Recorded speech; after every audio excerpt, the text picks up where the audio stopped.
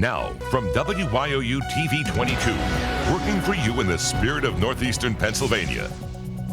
This is News 22's 11 at 11 with Kevin and Valerie Daniels, Chief Meteorologist Barry Finn, and Sports with John Nugent.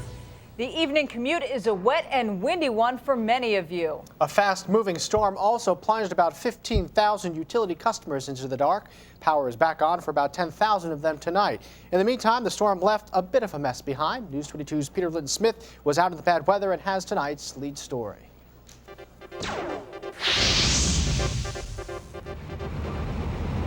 The skies darkened around 5 this afternoon. By the time people were headed home, they were dodging raindrops. There was more than just rain, though. The storm brought gusty winds, and with high winds come a lot of broken tree limbs. When those limbs snap, they often do so right on top of power lines.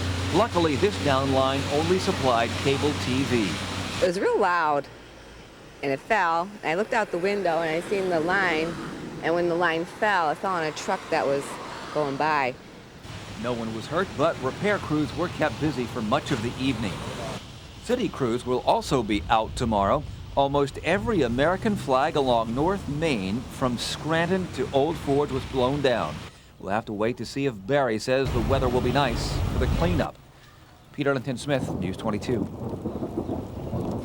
Well, Barry, what's the word? It's going to be a great day tomorrow for cleanup. Yeah, storms are all gone now. Skies have cleared out, and we're going to settle in for 24 hours into some quiet to peaceful weather, and then we're going to go the other way again. We could have some more of this later on Sunday, so kind of a changeable weather pattern. Let me show you what it's like outside right now at the Wilkes-Barre Scranton International Airport. I think, well, there we go. Yeah, all right, 64 degrees, and look at it is dark out.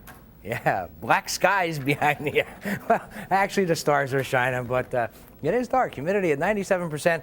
Also some fog around, so if you're going to be traveling overnight, allow yourself a little extra time. Maybe you're going to slow down just a hair. Southwest of the winds at 6, and the pressure now going back up at 2993. Let me show you Doppler 22. And as I said, the storms are gone. You see no more yellows, no more reds, and really hard-pressed to find any greens. Every now and then, maybe a lingering shower, but that's about it. Skies will be clearing overnight tonight. As I said, the big thing overnight is going to be the areas of fog. And we've got high pressure building in, going to provide us a beautiful day for tomorrow. Now, let me show you how this all came together with this storm system. It's pretty wild how this happened. Watch the storm start and take off towards central New York, and then watch how the southern end of this line really gets fired up. And then the whole thing just got connected, sagged on toward the south, and all kinds of reports. I got pages this long of tree damage, wires down, a lot of winds, 50, 60, 70 mile per hour winds. But again, it's all gone now, so you can kind of relax and have a great night's sleep. You're not going to be interrupted by Mother Nature. Let's show you what Doppler 22 looks like right now, and we'll give you the northeastern version. You get an idea where those storms are. There they go, just exiting southern Pennsylvania. Some pretty good storms still in central and southern New Jersey. They too will go over the next couple of hours as that system continues to press on toward the south and east.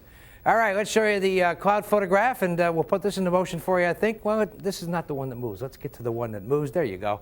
And look at that line just fire up like crazy. But as I said, big area of high pressure out here. It's going to move in, control our weather for 24, maybe to 30 hours. But then this front, as it sags further south and southeast, it's just going to stall out. Tomorrow night, it's going to come back as a warm front, and that could give us some showers and storms tomorrow night during the overnight, and then again later on Sunday as yet another cold front comes in to the warm air that will be returning.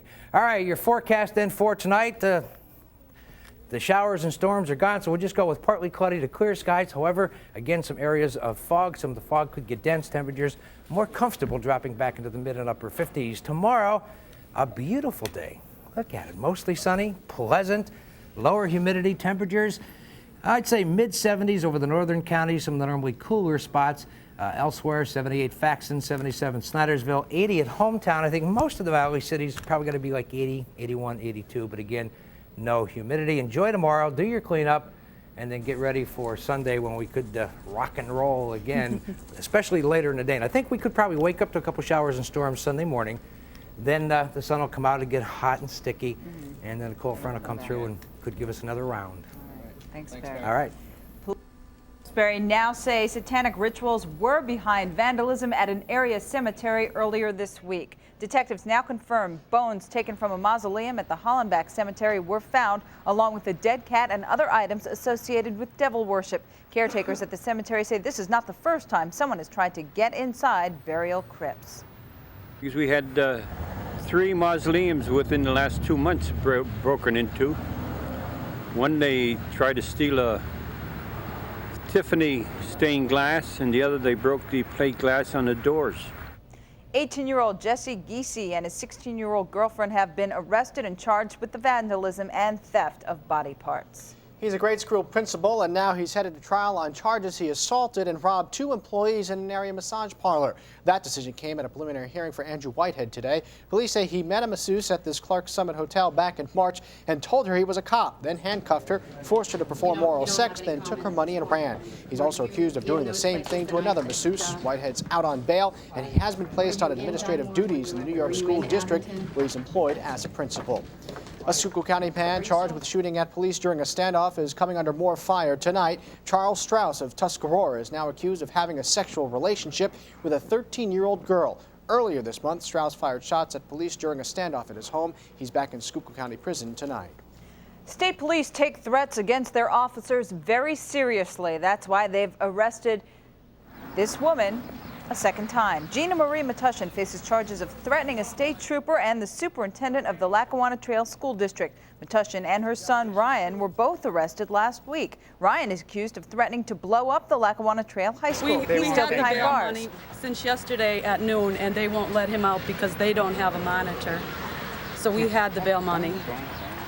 That's the games they're playing. Mrs. Metushin was released on $50,000 bail after her arrest last week. She was released again this afternoon, but told to stay away from all local school buildings. Carbon County Police make an arrest in a murder case 8 months after the trigger was pulled. That's where we begin tonight's county-by-county coverage. 38-year-old Paul Herman is behind bars tonight. He's accused of gunning down James Logan outside Logan's home here in Penn Forest Township last August. Earlier this week, jurors in a coroner's inquest ruled that it was not a case of self-defense, even though Herman argued that Logan had hit him with a hammer. That ruling opened up the door for today's arrest. A chain reaction crash on Interstate 80 kills a Monroe County man. The accident took place at the Scott Run exit this morning.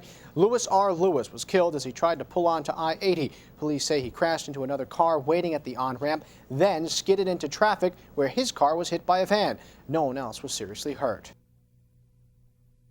54 in Schuylkill County for 3 hours this morning. Police say a car and a Ford Bronco collided head-on. It took crews over an hour to free the 2 people in the car. They were flown to an area hospital. Police still have not released their names. The driver of the Bronco suffered less serious injuries. A Schuylkill County family will have to rebuild part of their home after a tractor-trailer slammed into it this morning. Jim Rudloff and his family were sleeping when the 18-wheeler rammed into the porch of his Lost Creek house. It's now in shambles. The driver of the truck is now charged with driving under the influence and several traffic violations. Fortunately, no one was hurt. And that wraps up tonight's county-by-county coverage. A giant in the Republican Party is gone. Barry Goldwater's death tops our look around the world tonight. Family and friends are remembering Goldwater tonight. The former Arizona senator and 1964 Republican presidential nominee died this morning. We talked to former Pennsylvania Governor Bill Scranton about his memories of Goldwater. We did have our odds in 1964 because I didn't agree with him about civil rights. I'm a very strong civil rightist and think we have a very diversified people in this country, and I think they have rights and ought to have them. And I was very worried when he voted twice against the 1964 Civil Rights Act. But other than that, I agreed with him a lot of the way. Goldwater is remembered as a sharp-tongued, uncompromising defender of conservatism. We're finding out more about the death of comedian Phil Hartman. There are reports his wife may have flown into a rage because their marriage was ending. Hartman was found yesterday shot to death in his bed. His wife then committed suicide. An NBC publicist says Hartman had another romance and he told his wife he was leaving her. But family and neighbors say Mrs. Hartman seemed fine the night before the shooting. A former boyfriend kills a high school teacher in Florida, then turns the gun on himself. Police say the man waited in the parking lot of the Fort Lauderdale school for the teacher. When she got there, he opened her door and shot her in the head. This took place just minutes before school started. Police in Illinois spent the day disarming a bomb outside a garage where an explosion killed one man yesterday. That man was a suspect in a church bombing which injured 30 people. When police went to interview the suspect yesterday, a bomb exploded in his garage, killing the man. Neighbors have been evacuated since Thursday night. It's not a war of nukes, but a war of words now. First, India set off 5 nuclear explosions. Neighbor Pakistan followed with the same number of tests. Today, Pakistan proposed the 2 countries sign the Nuclear Non-Proliferation Treaty. India, meanwhile, is suggesting they sign a mutual pledge not to strike first. And that wraps up our look around the world. They've waited years to hear this. Now they can smile about it for many more to come. The latest on lefties, next on News 22. And have Viagra will travel. Looks like the wonder drug could be working too well in one home. Details on the way. You're watching News 22's 11 at 11 on WYOU. The nation's hottest selling pill continues to stir up controversy. This time at a home in New York. Jennifer McLogan has the details in tonight's HealthCast. This was before Viagra. 63-year-old Roberta Bobby Burke and her 70-year-old companion Frank Sonny Bernardo. They'd been a couple, she says, for a decade, adding she stood by her man all through his struggles with impotence. All that changed, she says, May 1st, with Sonny's first prescription for Viagra. They successfully made love for the first time in 4 years, it's alleged, and 2 days later, Bobby says through her lawyer, she got a note. He obtained Viagra, had sexual relations with his wife on May 2nd, and left her on May 4th. He has not returned since, and my investigators have captured him with other women during this period of time now. He left a note? Yes, he left a note telling her, I'm gone. That's it, I'm out. Burke is suing her former lover for $2 million plus emotional damages and other property. They live together here in Garden City's exclusive Wyndham condominiums on Cherry Valley Avenue, where the couple shared the good life. And according to court papers, they had homes in Manhattan, Hilton Head, and cruised often on his luxury yacht. Jennifer McLogan for CBS News. Lefties can breathe a sigh of relief tonight. A new study says left-handed people don't necessarily die any younger than righties. The 9-year study found that which hand you favor doesn't contribute to how young or old you are when you die. Several earlier studies suggested righties lived about 9 years longer than lefties. The water's rising. Coming up on News 22, find out why they were preparing for the worst in Wilkes-Barre today. Wow, was I glad to hear that story since I'm a lefty. But I've got a great forecast for you coming from the left or the right. I'll be back in 2 minutes.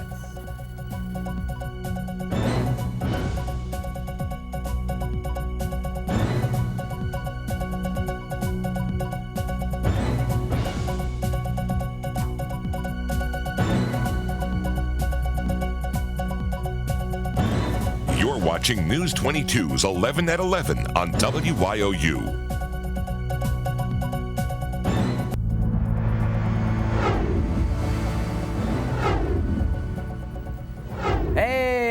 Good Friday night, everybody. Yeah, TGIF, and man, what a wrap up the Friday we had from Mother Nature. Some pretty good thunderstorms, severe thunderstorms moved through the area, moved through New York, Pennsylvania. Unfortunately, a report of an injury in New York State and in Syracuse. One man died. Tree fell on him, and you know, people wonder why we come on the air and tell you all about these severe storms. Well, that's why. They can injure and kill people. Yeah, outside right now, storms are over. Current temperature at 63 out at the Wilkes-Barre Scranton Airport in the Heights section of Avoca. Humidity at 97%, a south wind at 5, and the pressure rising at 2993. Well, there's our photograph from all those storms, and you can see this pretty good line stretching from Indiana across Ohio, Pennsylvania, through New Jersey, right up into Maine. And that's the line of showers and storms that moved on through here late this afternoon. Now we've got high pressure up over the upper Great Lakes coming down out of Canada. That's going to provide us some cooler, less humid, more comfortable air for tomorrow and a great Saturday. But the system is all out ahead, all these storms out ahead of a cold front. This cold front's going to continue to sag on toward the south and is kind of put on the brakes right about here. And then this time tomorrow night, it's going to start coming back toward the northeast. As it does, it's going to bring all that warm, humid air back. And it looks like we could see a couple more showers and storms overnight tomorrow night into Sunday morning. Then things will quiet down for a while, may get out into the hazy sunshine for a while. Then yet another cold front's going to come through later on Sunday. So if you didn't like today's weather, you may not like Sunday's either. Here's Doppler 22. You can see the storms now well off to our south, clearing and drying up to our north and northwest, and that would be our trend weather-wise for tonight. So the showers and storms gone, then partly cloudy to clear, some patchy fog. Temperatures by daybreak back into the 50s. Let me show you the big satellite photograph, and here's where that big area of high pressure is, right up in here, and that's what's going to control our weather for tomorrow, but only tomorrow, because as I said, this frontal system will stop right here, head back toward the northeast, and then there's lots of energy going to attach along that front. And it looks like if you have plans for the weekend and have an option of Saturday, Sunday for outdoors, you may want to pick Saturday. It'll be the more comfortable and quieter day, I do believe, weather-wise. Let me show you the Doppler radar nationally. You can see those storms back into the Ohio Valley. Some of this energy out over the northern plains will hook up with that frontal system. That's what'll come in here for Sunday night, and may stay a little bit unsettled on Monday as well. Here's the map for tomorrow. There's the high, there's the front, trying to get to the south, but again, it will stall, and it'll come back as a warm front. So here's your forecast then for tomorrow. A beautiful day. Get out and enjoy it. Plenty of sunshine, lower humidity, nice and pleasant. Afternoon highs within a few degrees of 80. But it'll feel nice. Yeah. All right. Overnight tomorrow night, more showers and storms, primarily after midnight. Could wake up with a shower or a storm early Sunday morning. Then I think the sun will come out for a while, get kind of hazy and sticky and muggy. Then a cold front will come in later on Sunday. More showers and storms, a good possibility, so be prepared. And hopefully our computer will change and show you this. There we go. We're going with 81 for high Sunday. That's at the airport. I think the Valley Cities will be well into the mid-80s. Upper 80s, not out of the question if those clouds hold off a bit. The cold front will come through with the showers and storms then, and by Monday, we'll get back into sunshine, lower humidity, 75, a spectacular Tuesday. And then we'll probably do this whole thing over again later Wednesday into Thursday. But that's so far away, who cares? Half the weekend good, the other half so-so. Kevin and Val. All right. Thanks, Barry. All righty.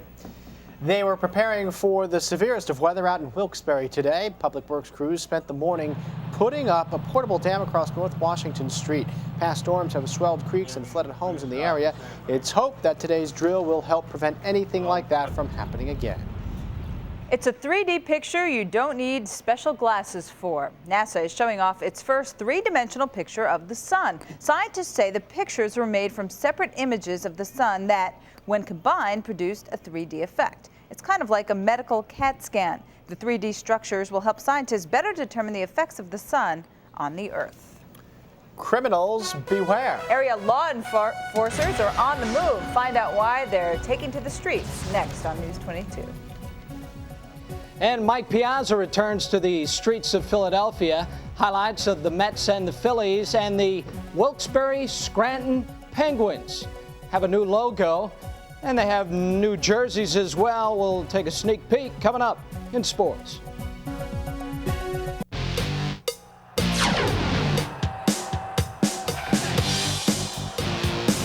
He grew up a Phillies fan, and Mike Schmidt was his favorite player. But now Mike Piazza is a New York Met, and the hometown kid returned to Veterans Stadium tonight wearing something other than Dodger blue. The Mets and the Phillies, and beautiful video for the start of a weekend series. The Mets scoring early and often. Ray Ordonez, the single past Scott Rowland, John Olerud in to score. Bottom of the second, Mets showing good D. Morella for the short fly. Husky the catch and throw. Mike Piazza with the good tag on Rico Brogna. The Mets would load them up in the fifth on Matt Beach. Carlos Baerga singles in a ride. Gilkey scores, and so does a sliding Mike Piazza. It was 4-0 New York. Piazza hasn't homered yet, but he's getting his hits. This bloop single scores Rick Reed, who picked up the victory tonight. Mets 11, Philadelphia nothing. That's the final from the vet. Elsewhere in the National League, Cubbies beat the Braves this afternoon. That ball game took 11. Montreal, a winner over Pittsburgh 4-1. Florida and Milwaukee 3-3 in the 10th. Houston leading Colorado. Reds and Dodgers are all knotted up at 2. St. Louis and San Diego scoreless in the 5th. And the Giants over Arizona, that ball game is in the 3rd. Well, as hot as the Yankees have been thus far this season, the last thing they need is a rainout. Tonight's game with the Red Sox delayed over 2 hours. They're just in the 5th inning right now. The Yankees lead that ball game 6-1. The Orioles are suddenly playing some pretty good baseball. Home to first place Texas tonight. Big first inning for the Birds. Alomar double scores Hammonds. Later in the inning, B.J. Surhoff, 3-run home run off Aaron Seeley. It was 4-0 after 1. The veteran Harold Baines added a solo home run of his own, and the Orioles get another win over the first place Rangers, 6-3 final at Camden Yards. Back to the board now for the American League. Bartolo Colon, 14 strikeouts as Cleveland defeats Toronto 7-3. Detroit over Chicago 8-7. Randy Johnson, 10 strikeouts tonight as Seattle beat Tampa Bay. KC over Oakland 5-3. And Anaheim, a winner over Minnesota 3-1 final there. Red Barons made it 2 in a row over Toledo tonight, 5-3 the final. Ryan Nye is now 3-3 on the season. Meanwhile, tonight at the Victoria Inn in Pittston area, hockey fans gathered to see the unveiling of the Wilkes-Barre Scranton Penguins team logo and home and away jerseys. Official team colors, black, red, and gold. The logo designed by a Pittsburgh firm, which recently designed the Pittsburgh Penguins' third jersey. Merchandise featuring the new logo will be available to fans this summer. The Penguins to begin American Hockey League action in the fall of 1999. Stanley Cup playoff action tonight. Western final, Dallas at Detroit. Series tied at a game apiece coming in. First period, Wings up 1-0 on the power play. Nicholas Lindstrom off the deflection. 2-0 Detroit. Second period, the lead grew larger. Lindstrom, another blast, another deflection out in front. And it was a 3-0 hockey game. The Wings building a 4-0 lead and going on to beat Dallas 5-3 the final. Wings lead the best of 7. 2-1. To the NBA in Game 6 of the Eastern Final, Indiana is leading Chicago 81-78. That is late in the 4th. He is the master of the Monster Mile. Rusty Wallace, with a record-setting performance during qualifying at Dover today, is on the pole for Sunday's running of the MBNA 400. Jeff Gordon, he will line up on the outside as we run down today's top 25.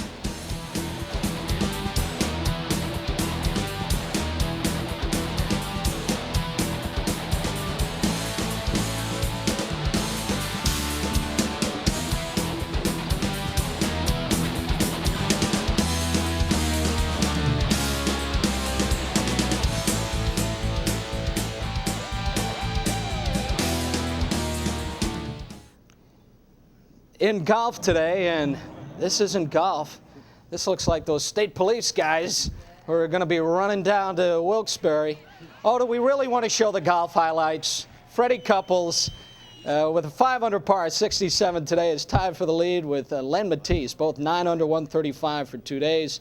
Rookie Harrison Frazier, Mark Calcavecchia, 2 shots back. Teddy Treba's still in the hunt, 3 shots back. He is 6 under par. Someone was telling me guys in the truck didn't want to show this. I don't like golf. I don't. Thanks, John. Lawmen and women were on the run today, but they weren't chasing lawbreakers. It was the 12th annual Torch Run for Special Olympics. The race began this morning in Scranton and ended 21 miles later in Wilkes-Barre. Proceeds from the run will help nearly 30,000 children and adults who compete in the Pennsylvania Special Olympics. I had a sister that was mentally retarded, and I go way out for that. I lost her 2 years ago. She had passed away. Our guys, we run 5 guys at $100 a man every year.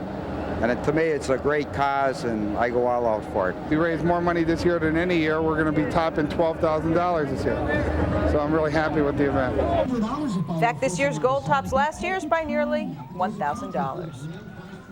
Having a tough time getting what you want? If all else fails, you can just cry like a baby. You never know, it just may work. This is our story next on News 22.